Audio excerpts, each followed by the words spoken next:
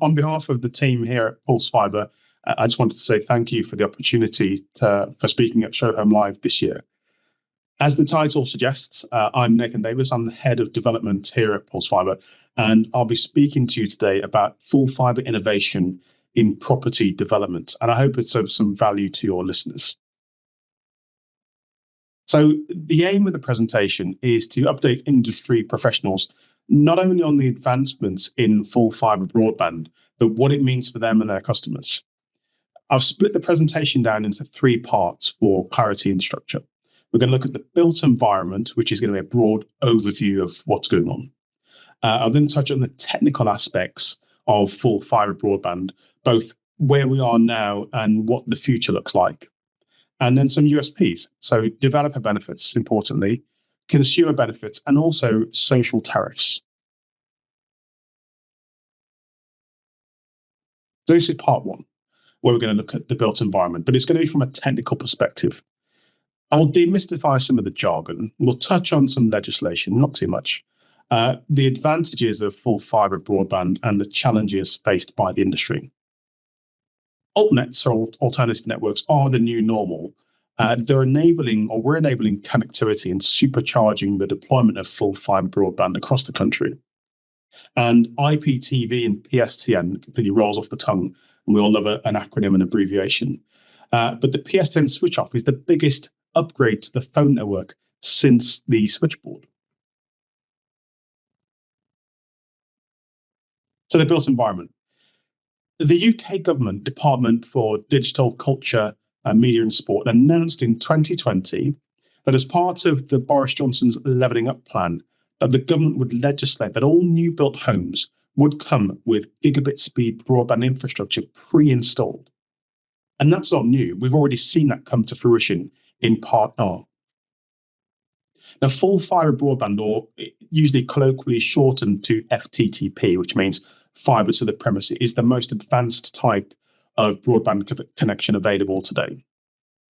Now, I'll just run through some of the advantages of full-fibre broadband, because this will come out over the course of the presentation. You've got faster speeds, much lower latency, and it's way more reliable. But it does come with some challenges, and they include costs. The cost of deploying full-fibre broadband is higher than the cost of deploying traditional copper. And this is because it requires new material to be laid, which can be expensive and time-consuming. It's less disruptive in the new built environment, where synergies and efficiencies can be gained by the broadband operator and the developers working together. But elsewhere in the retrofit market, there will likely be a requirement to dig up roads. There's complexity. The installation isn't as simple as historical copper-based broadband, and this is because it requires specialist equipment and expertise to install, and therefore this increases the training burden and the limitation on the pool of engineers available to even deploy the networks. And geographically, the high cost of deployment means that rural and remote areas may be serviced last, or even potentially not at all. Commercially, providers have to get a return on investment.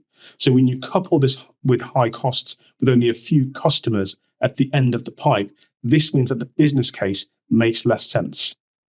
But I would say the telecoms industry is looking at innovative solutions to geographical restrictions, such as line and pole or overhead, and even 5G. But despite these challenges, I think we can all agree that full-fibre broadband is necessary and it's here to stay. Now, for developers, your benefits include enhanced products and services. You'll have products compliant with legislation, which I mentioned earlier, but you'll also be able to unlock new smart features that piggyback the fibre network, such as cloud-based applications, Internet of Things or IoT devices, and EV chargers, giving your sales teams more optional extras to offer customers. You'll have improved customer satisfaction, with more buyers asking about broadband availability explicitly. And I'm sure this will be a question familiar to your sales teams. And you've also got increased property values. Homes that are equipped with full-fibre broadband are more likely to attract a buyer than ones without full-fibre broadband. Now, an alternative network provider, or an altnet, is a company that builds and operates its own fibre network to deliver broadband outside of the Openreach and Virgin systems. Now, most altnets exist to deploy pure full-fibre broadband networks, and being born in the FTTP age, therefore they have no legacy technology or structures, therefore creating benefits and advantages in customer services, speed of delivery, and innovation. There are over 100 altnets operating throughout the UK, and they fulfill a really important role to the wider government strategy to connect the whole country to gigabit broadband. Now, the new and expanding market is really good for consumers. It allows for more choice and increases competition and among internet service providers, and this in turn keeps costs down for consumers. Now, there are a number of reasons why altnets are becoming increasingly important in the new build and retrofit industry. For one, they're more agile. It's a more efficient structure which allows for a faster and more bespoke service. They're specialists, filling gaps not addressed by larger market players. And we found that each altnet operator tends to specialize in one of four areas. You've got the existing homes and retrofit markets. You've got the new build market where pulse fibre work, rural and isolated communities, and of course, commercial. Now, altnets offer a more bespoke service, and they're more responsive to developer challenges and customer needs. They're more innovative. So construction mode is something that was pioneered by Pulse Fibre, and this involves installing the router at second fix to enable the registration of devices such as EV chargers and any other Internet of Things device that developers installing. And this enables the testing of the entire smart architecture prior to the home buyer moving in. This reduces the need for technological snagging and highlighting any technical fault in the technical services early. And that eliminates the need for technical engineers to return to the property to activate the technical IoT systems and devices. And this cuts costs for developers in terms of time and resources of the returning technicians. Symmetrical speeds, so the literal upload and download speeds, are the same. Unfortunately, this is still the exception rather than the rule, with most ISPs providing asymmetrical speeds, but I'll talk more about that later. The technologies GPON and XGS-PON are the next generation in which will underpin a new raft of technological capability. But again, I'll talk more on this later. Finally, it's worth mentioning that altnets can be refined further into two camps: those that own their own infrastructure and those that don't. Those that don't own their own infrastructure are reliant on third-party asset owners and therefore might be susceptible to potential delays for reasons entirely outside of their control.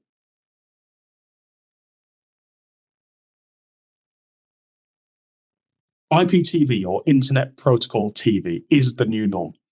And we've already said goodbye to dishes mounted on houses, so all televisual entertainment will be delivered over the full-fibre broadband networks. The ISPA, or the Internet Services Providers Association, are collaborating with Ofcom to ensure the smooth transition of televised services from existing terrestrial means to an over-the-internet service. And the reason why I mention IPTV is this tech is underpinned by a robust and reliable full-fibre broadband connection. The way we consume data now, and more so in the future, will increase substantially, and it's XGS-PON that will facilitate this.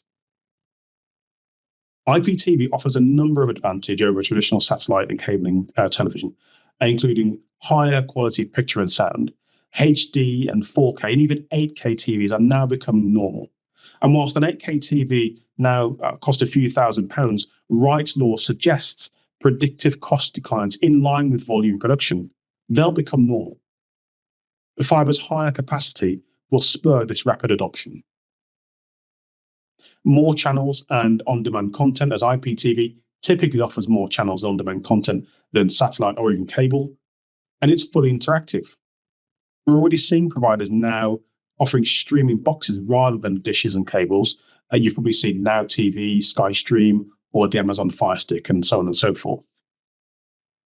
You get more flexibility and control, as IPTV can be accessed from any device that has got an internet connection, and this gives users more flexibility and control over their viewing experience, be that at home, on the move, or even abroad on their smart devices. Now, I spoke about the public switched telephone network, or PSTN, rolls off the tongue.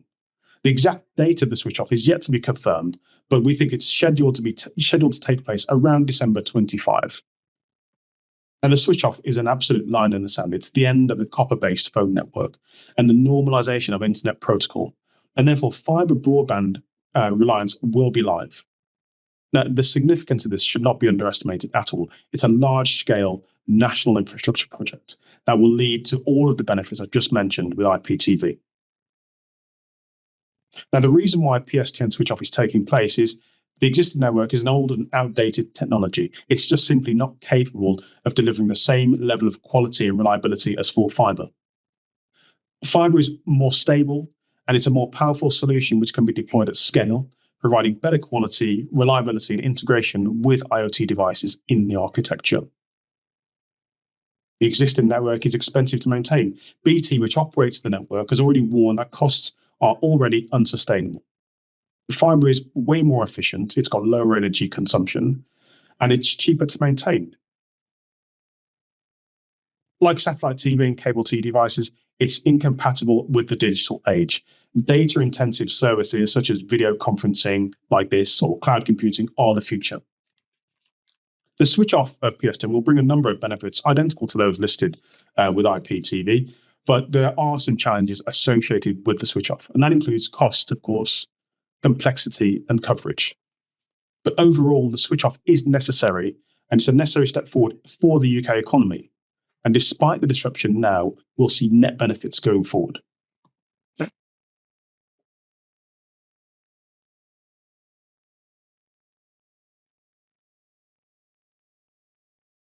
So in part two, this is what we'll look at. We'll look at the technologies, GPON and XGS-PON, the tech you honestly didn't know you needed. We'll look at scale and efficiency. How scalable is this technology? And all important symmetrical speeds. Not the industry standard right now, but it will be. Now, a picture paints 1,000 words, or in this case, a table. I'd like to ask developers now what they're installing for their customers. And whilst GPON is fit for purpose now, it's XGS-PON that is essential to support emerging products and services. If we compare legacy copper to GPON and XGS-PON, we can see a stark difference in the capabilities. I'll just draw your attention to a download. Look at the legacy copper system with 24 megabyte download, and compare that to even GPON today at 10 gigabytes download, and XGS-PON matching at 10 gigabytes download. But it's the upload where things get really interesting. Legacy managing a measly 1 megabyte upload, and even GPON has infrastructure limitations of 2.5 gigabytes upload. But XGS-PON comes with symmetrical speeds and is capable of uploading up to 10 gigabytes also. In terms of symmetrical speeds, legacy and GPON don't have symmetrical speeds. XGS-PON, as its new emerging technology, does. But it's really worth noting that some providers may not even have the capability to deploy symmetrical speeds. And I'd implore developers to ask this question of your provider. Symmetrical speeds, in my view, are the benchmark criteria. Costs are as expected. Legacy will be the cheapest. GPON today is lower, and XGS-PON is higher because it comes with new equipment. But it's the applications, it's what people are going to use this for is what's important. Legacy systems have limited functionality with some basic web browsing and an email.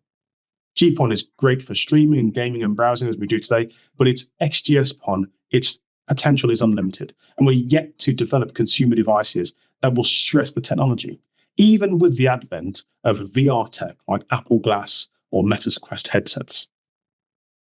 At its most fundamental, it offers more capacity, which in turn leads to more output and innovation that we've already covered.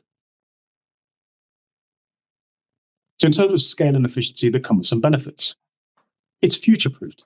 XGS-PON's capacity and capability is actually up to 100 gigabytes capable. That's with XGS-PON 3. That's unlikely to be needed domestically at this rate for some time, he said.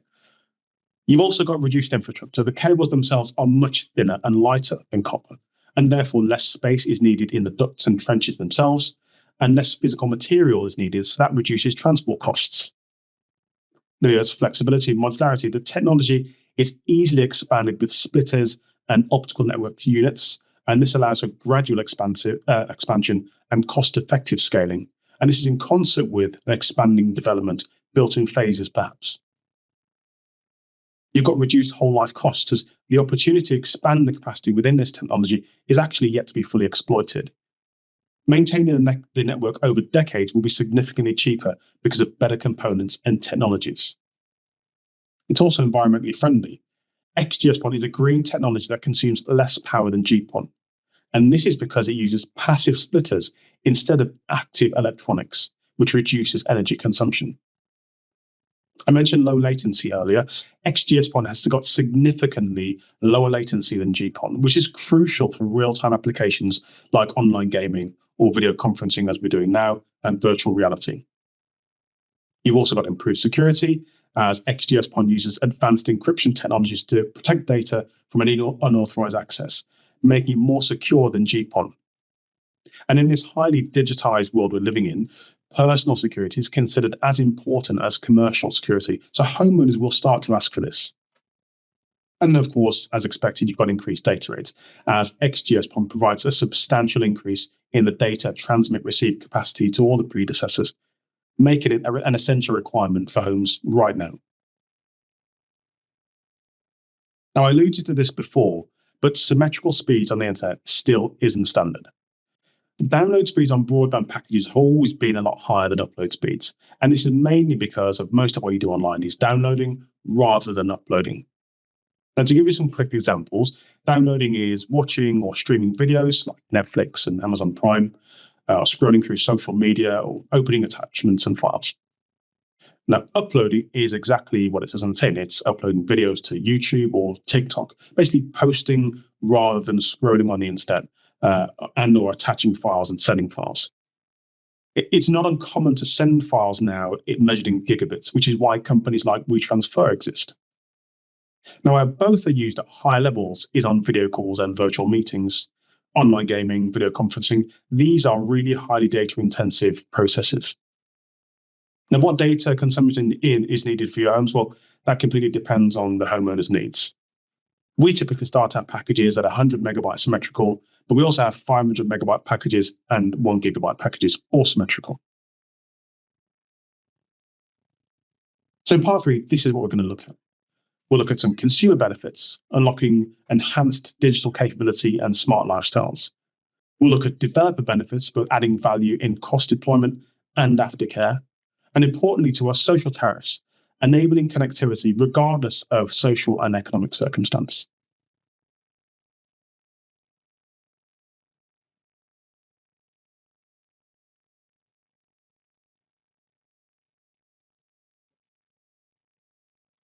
So moving on to some consumer benefits as promised. And they include smart homes and devices. Now, Full-Fibre supports the growing ecosystem of smart homes and devices, and this enables seamless control of appliances, security systems, entertainment devices. Now, all of this is not so much the home of the future, it's already here. It's just that demand will grow. You've probably got something in your home right now that you can control from your phone. You've got telehealth and education, high-speed internet facilities, remote healthcare consultations and online learning platforms, and access to educational resources or improving healthcare and education opportunities. Imagine if full-fibre broadband technology was used to ease the burden on the NHS. How so? And what if all non-emergency visits were triaged remotely first over the broadband network? Wouldn't this help? Yes. Evolving technologies. Now, Full-Fibre is crucial for supporting technologies like virtual reality, VR, or augmented reality, and real-time data analytics. This will transform multiple industries and everyday life, and we've not even begun to exploit this opportunity yet. There's a boost to innovation and entrepreneurship, as high-speed internet fosters innovation and entrepreneurship in various sectors, and that will stimulate local economic growth and job creation. And enhanced public services. Full-Fibre can support e-government initiatives and facilities, improving efficiency and citizen engagement in public services. We've all used the .gov site for routine but key personal administration, but passports, driving licenses and tax returns, and things like that. And the enhancements are linked to the involved technologies, so we're able to do that in the not too distant future. But it will almost certainly lead to consumer efficiencies and cost savings. Socially and culturally, high-speed internet access connects communities and facilitates online communication, which empowers individuals to access information and cultural resources. But the benefits are not only limited to the consumer. Developers benefit from increased marketability. Higher speed, reliable internet access through XGS-PON is becoming increasingly important for tenants and buyers. Properties equipped with XGS-PON infrastructure can be marketed as future-proof and therefore more attractive to a wider range of potential occupants, especially those who that require a higher bandwidth for work or entertainment or education. Good. Premium pricing. In the build-to-rent market, properties fitted with XGS-PON might command higher rents or selling prices compared to properties without it. And therefore, this adds value to your developments and therefore higher profits. Sustainability. The energy efficiency of XGS-PON compared to the old technologies can contribute to a more sustainable development. This might appeal to environmentally conscious buyers, but also contributes to the development's ESG outputs. Again, this enhances marketability when comparing yourselves to competitors. As satisfied homeowners, having access to high-speed internet will significantly improve buyer satisfaction. Having no Wi-Fi in this day and age can induce real physical reaction or even anxiety. But developers who've installed with construction mode, say, would see their customers move into their homes connected from day one. With first mover advantage, this technology can't be widely deployed by larger established players due to prohibitively high costs. Altnets are able to exploit new technologies without the burden of needing to upgrade any legacy infrastructure. So a developer working with an altnet that are XGS-PON capable will be leading from the front with their product offer. Web3 in the future. Web3 is imminent, and at its core would enable the next generation of the digital revolution. Altnets and Full-Fibre broadband and XGS-PON are critical to it as it enables it. Decentralization, which means the shifting of single points of control of the internet to a shared and self-supporting network, empowers users and communities. Blockchain technology. This is a distributed ledger technology that can be used to track and verify information in a secure and transparent way. And it's often seen as a key enabler of decentralization, as it allows for the creation of a trustless system without the need of a central authority. But can you imagine a system where a home purchase process is all done via the blockchain? It's very possible. A token-based economics, this means using digital tokens that represent value and that facilitate transactions.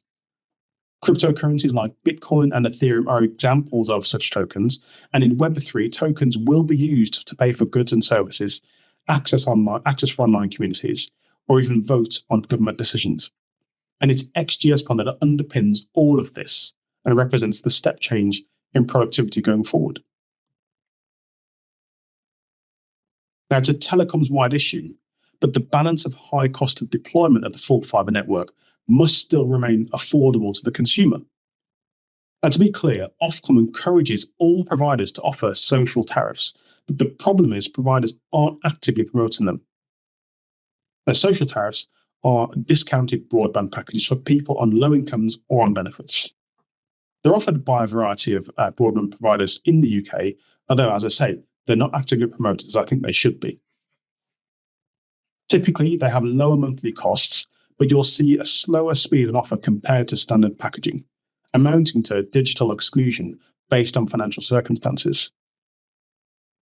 But they will provide enough speed for basic internet activities like browsing email or video calling. And the benefits are obvious. They're a more affordable way to access the internet. They can help you stay connected with friends and family and access online services, and it can also help you find work. And they can be used, they're essential for education and childcare. But I still believe there's an issue with tariff jeopardy. There isn't a simple like-for-like comparison, as each ISP tends to mix and match their download speeds and introductory periods and bill credits, and still rarely promote the fact that they're offering asymmetric speeds. No, symmetrical speeds are not the rule. They're still very much the exception. But I'm encouraged, actually, that the free market will eventually balance this as consumers become more comfortable with the vernacular and with altnets offering much simpler tariffs. Why not benchmark everybody against 100 megabytes, a 500 megabyte, and a 1 gigabyte package? This allows consumers to make more informed decisions when opting for a provider. And I'll say it again, but social tariffs are not widely publicized. They remain difficult to find, with consumers having to search for availability. Now, we don't believe in economic exclusion, so Full-Fibre, as well as another 14 ISPs I've found, do offer social tariffs, and they amount to around a 30% savings on regular tariff costs. It's also important to add that a reduction in price does not mean a reduction in service. We still offer the same symmetrical speeds as regular tariff providers. The life chances and social economic benefits shouldn't be restricted because of an individual's financial situation.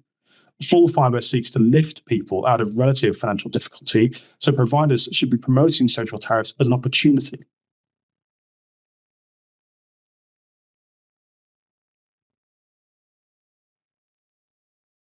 So in summary, the aim of the presentation was to update industry professionals in the advancements in the full-fibre broadband and what it means for them and their customers. We covered the built environment and a broad overview of what's going on. We looked at the technical aspects of full-fibre broadband, both where we are now and what it looks like in the future, and some USPs with developer benefits, consumer benefits, and social tariffs. In part two, we touched on the technologies with XGS-PON and Corellia GPON, scale and efficiency, and that all-important symmetrical speeds, not the industry standard right now, but it absolutely will be. And we finished with some consumer benefits, unlocking enhanced digital capabilities and smart lifestyles. Importantly, developer benefits for you, adding value in cost deployment and aftercare for you. And social tariffs, enabling connectivity regardless of social and economic circumstance. But if I could distill the presentation down into a few takeaways that I think are worth further reflection, I think that would be altnets have got something to offer. Large PLCs aren't necessarily always the best option. Symmetrical speeds will be expected from your customers. Data demand is only going to grow. So you can get first mover advantage over other developers now by offering symmetrical speeds as part of your package. It's absolutely a USP. And construction mode, it will add value to your developments. It reduces time, costs, and aggravation for you, the developers, and the benefits are obvious. I think when considering who to work with, I'd recommend developers choose providers that understands your needs and has considered the bigger picture. The qualifications and experience go a long way, but remember the status quo might not be able to compete in what is a really dynamic environment.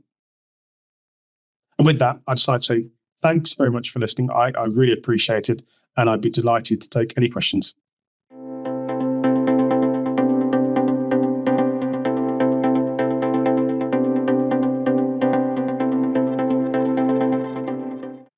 Well, thank you very much, Nathan, for joining us today and for sharing that incredibly informative presentation covering the developments, technicalities, and also the benefits for housing developers across the UK.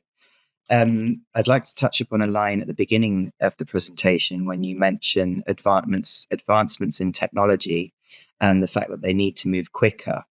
What exactly do you think needs to be done here, and who do you think are going to be the front runners in accelerating these technological advancements?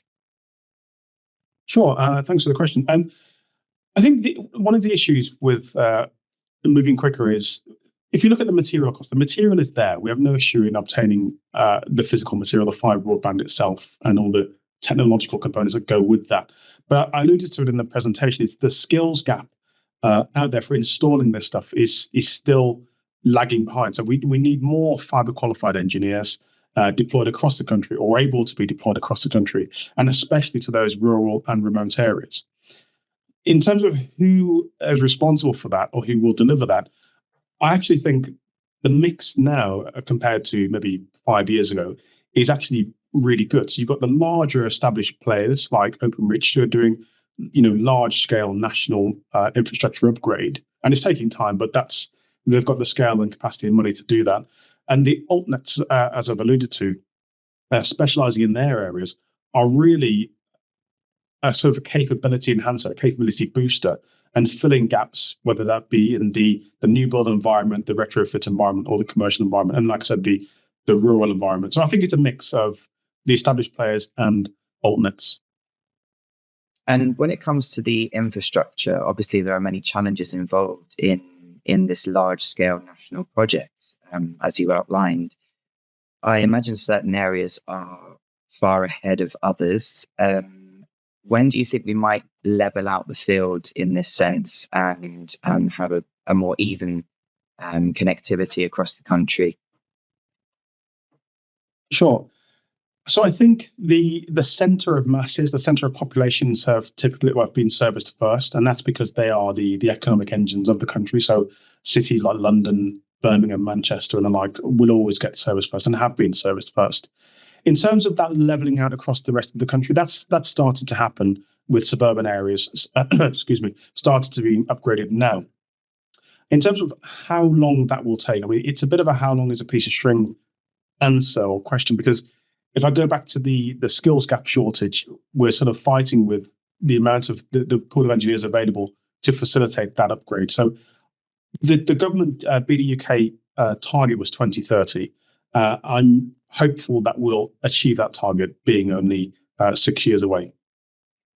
And when it comes to consumer needs, why do you think that faster connections are required more now than ever? Is it, for example, would you say it's mostly down to more home working, an increase in smart homes and devices, or possibly just families and consumers being more demanding? To be honest with you, I think it's all of the above. As we have new technologies and technologies are more data demanding, people want them, consumers want them. So if I liken the example of the old nuclear family, for example, you've got a parent in the kitchen watching Bake Off, and you've got a parent in the living room watching a soap, both streaming 8K on their huge TVs. And then upstairs, you've got a couple of kids with VR headsets on gaming internationally. And all of that consumes data, both the upload and download, the symmetrical speeds I mentioned earlier. So I think it's driven by consumer demand. And the more availability that XGS-PON provides, the more we'll see new devices popping up. Your fridge will be connected, your kettle will be connected, your car will be connected. So we're moving towards a very connected future. And do you think it was this increase in consumer demands that led the government to say, actually, all new homes now need to be built with the right infrastructure to have full fibre? Yeah, do you know what? I actually think the government, often gets a bad rap. It's easy to point the finger and complain, but I actually think this is a really good thing they did.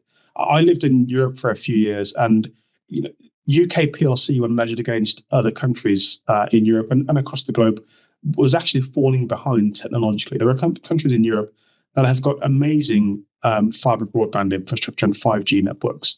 So the government recognised it was falling behind. So introducing this legislation to the private sector, to developers, ensure that we are keeping pace. And I'm sure with the great British spirit that we have, we'll eventually start to take over and take our place back at the top of the table. Well, thank you very much, Nathan. I'd love to ask you many more questions, but I think we have plenty to go on with the time that we've been given. So thank you for joining us. And thank you once again for sharing all of this insight with our audience. Thank you, Joseph. Take care. Thank you.